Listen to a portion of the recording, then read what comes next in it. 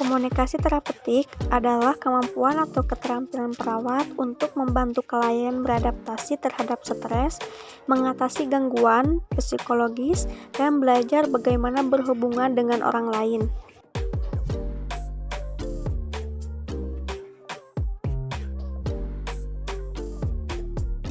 Tujuan komunikasi terapeutik untuk membantu pasien memperjelas dan mengurangi beban perasaan dan pikiran pasien, membantu mengambil tindakan yang efektif untuk pasien, dan membantu memengaruhi seseorang, lingkungan fisik, dan diri sendiri.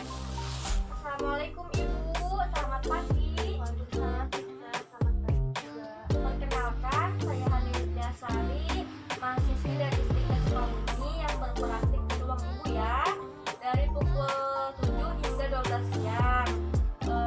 Sebelumnya, ini dengan Ibu siapa? Dengan Ibu Mira. Ibu senangnya dipanggil apa, Bu? Mira saja. Baik. Ibu, tujuan saya ke sini, saya akan merawat Ibu ya. Dan sebelumnya, bagaimana perasaan Ibu hari ini? Nah, Ibu bagaimana tidurnya semalam, Bu? Apakah nyenyak atau kurang nyenyak, Bu? Ibu, dilihat dari catatan saya ya, Ibu mengeluh dengan nyeri dan kram di perut, lalu fesesnya juga lembek dan cair ya, Bu. Untuk waktunya sekitar 10 sampai 15 menit ya, Bu ya. Untuk tempatnya mau di sini atau pindah, Ibu? Sini aja. Baik, di sini ya. Nah, untuk pembahasan hari ini yaitu tentang penyakit diare ya, Bu ya.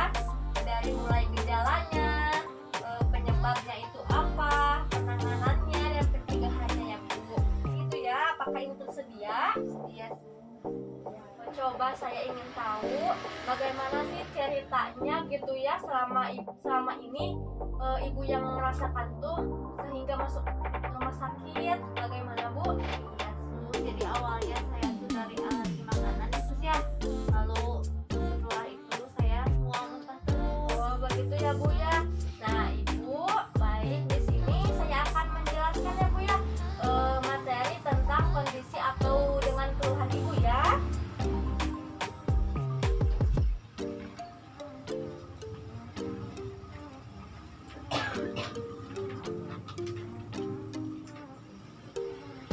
Ada di sini penyakit tentang diare ya, Bu.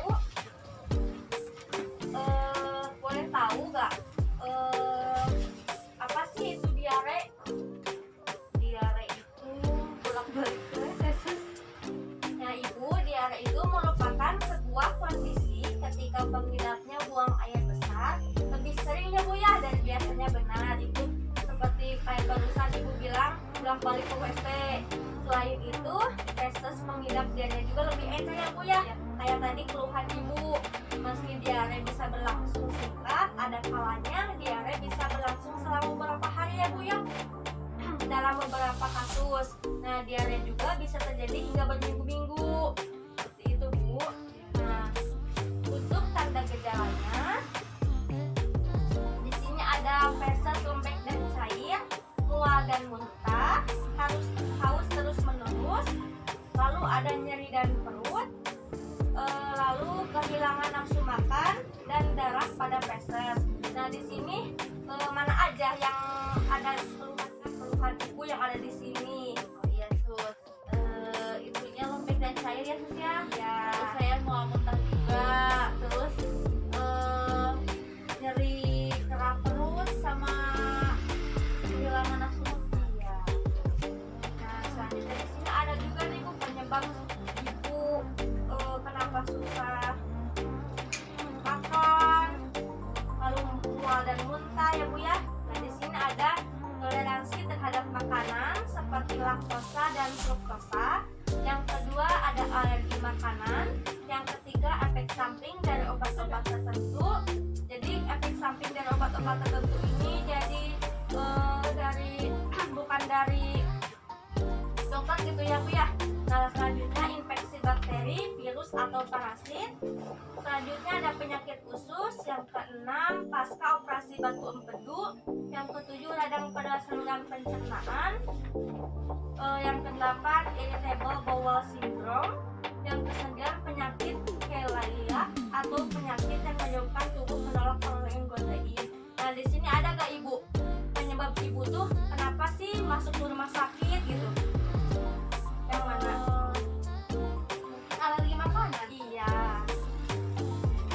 Selanjutnya, apa saja sih pencegahannya buat supaya Ibu itu enggak bolak-balik ke WC, gak muntah gitu ya Bu ya. Di sini ada rajin mencuci tangan, jangan jajan sembarangan ya Bu ya, seperti jajanan anak SD di pinggir jalan. Lalu ada masak makanan dengan benar. Lalu jaga pola makanan ya Bu ya. Nah, dan yang terakhir itu ada penanganan pertama pada penderita diare. Ibu jika mengalami pertama kali diare, Ibu bisa melakukan ini ya Bu ya, minum cairan yang cukup, minum air putih gitu ya Bu ya, tiap harinya. Lalu ada banyak istirahat, dan terakhir ada konsumsi makanan yang mudah dicerna seperti buah-buahan, sayur-sayuran ya Bu ya. Nah Ibu materinya sudah selesai ya. Nah sekarang bagaimana perasaan Ibu setelah mengetahui materi yang saya sampaikan Bu?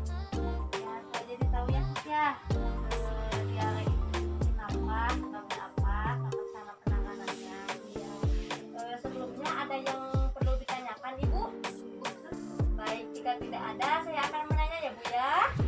Masukkan lagi apa yang Ibu ingat setelah saya sampaikan materi yang tadi Bu. Ya tuh, jadi diare itu BAB-nya jadi lebih sering dari biasanya ya, bolak-balik terus ke WC. Kalau gejalanya Ibu seperti apa? Gejalanya mual muntah, lalu kehilangan nafsu makan, haus terus sama kurang protein. Kalau misalnya salah satu penyebabnya aja Ibu, apa Bu? Penyebabnya saya alergi makanan. Iya, betul ya Ibu ya. Ibu sudah memahami apa yang saya sudah jelaskan. Nah, Ibu di sini Ibu harus melakukan ya Bu ya, bagaimana sih cara pencegahan pada diare itu, dari mulai rajin mencuci tangan, harus banyak istirahat. Lalu kalau misalnya Ibu masak harus makanannya yang benar ya Bu ya. Lalu selalu jaga pola makanan, itu yang lebih penting ya Bu ya. Nah, Ibu di sini saya sudah selesai ya Bu ya menjelaskan materinya. Lalu untuk pertemuan selanjutnya Ibu mau pukul berapa Bu ketemunya? Sama aja sih kayak sekarang. Berarti besok ya Bu ya. Baik. Untuk waktunya mau berapa menit Bu? 10 atau 15 menit?